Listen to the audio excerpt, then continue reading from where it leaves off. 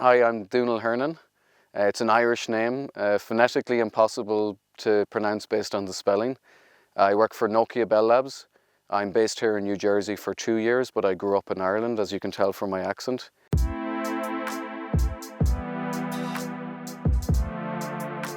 I currently have 2 different responsibilities in Bell Labs. I'm head of innovation incubation.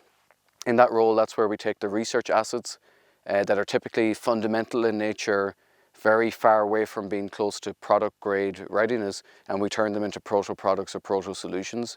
There we have many software developers, hardware developers, and generally people that want to make things and hack things, and that's quite a lot of fun. And then separately, I'm responsible for what's called experiments in arts and technology across Bell Labs, and that's where we collaborate with artists all across the world to infuse that creative thinking, creative practice into our research mindset and research methodology. As you know, there's a strong history of E.A.T from the 1960s and 70s that Bell Labs was heavily involved in, and we've tried to re-energise that and rejuvenate that by re-establishing a program here at Bell Labs. So in that program we have a number of artists and residents that spend time with us here on site. They work closely with our researchers, become embedded in our research teams, and we also have one-to-one collaborations that we do with artists all over the world. One of them in particular is Seth Gluett. When we work with Seth, I mean, he really exposes a different way of thinking to us, which is quite exciting. And I'll give you one prime example that always stands out to me. And this is, Seth was talking about some of his work in VR, and he was asking me the question, what happens when you encounter a mirror in VR? And I was like, well, I've never thought of that, I don't know. And the question was, well, do you see your physical self? Do you see your digital self? Do you see something or someone else, or do you get transported to another place? And this is quite interesting to us when you think about these things from the humanistic side, how people deal with technology and interface with technology, and the artist poses these philosophical questions that sometimes as a technologist we completely forget about. I will think about how I transmit 15 megabits per second wirelessly over the air to a headset so that you can be in a VR world. And I'll think about how I reduce the latency to practically zero, but I won't think about what happens when the human is interfaced with something in that VR world and how will the human react to that. So that's a prime example of this new way of thinking that's very exciting to us. Another example is an artist we work with called Lisa Park, and she tries to expose the hidden signals between people. And she tries to expose the hidden emotion between people. So she uses biofeedback and physiological measurements, and she places sensors on people, and she asks them to interact in different ways in social contexts and romantic contexts and other contexts. And then she visualizes that hidden emotional interaction between people, either visually or from an acoustic or auditory point of view. And that's very interesting to us because our master goal in Bell Labs through our modern E.A.T program is to create a new language of communication between people.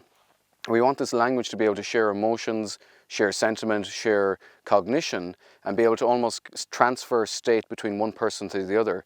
And the reason we do this is because we think there's barriers that exist between people today because of how we are limited in how we use text and speech and verbal and visual communication. And we think we want to build this sixth sense and augment our human senses with technology so we can break down these barriers and share these higher level activities between people, such as emotions. Every other example I could give you through all of our engagements, it completely changes the way we think about everything we do. So no longer do we just think about having the maximum amount of bits per second over the air or the lowest latency, but now we start thinking about, well, what is the point of even doing that if the human is not going to get value out of that?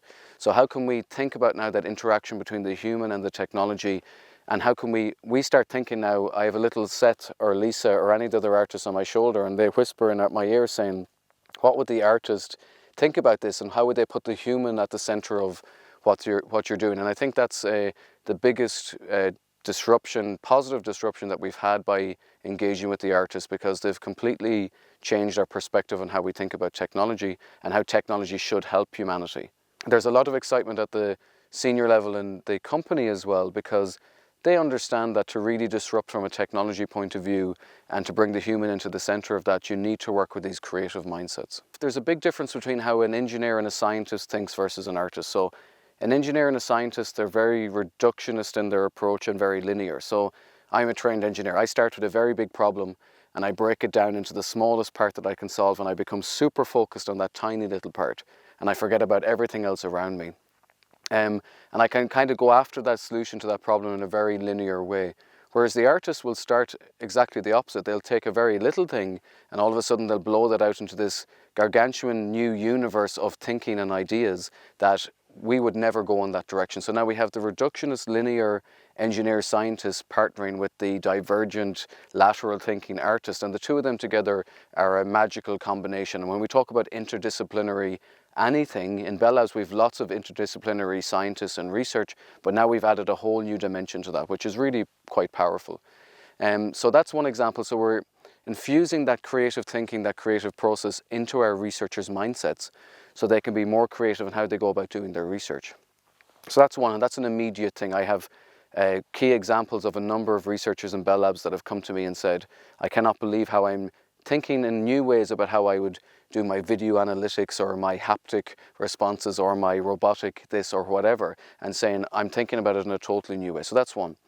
The other is we either have invented technology already or we'd like to invent technology. And if we've invented technology, the artist comes in and says, hey, I see you're doing something with video analytics or something with wireless localization.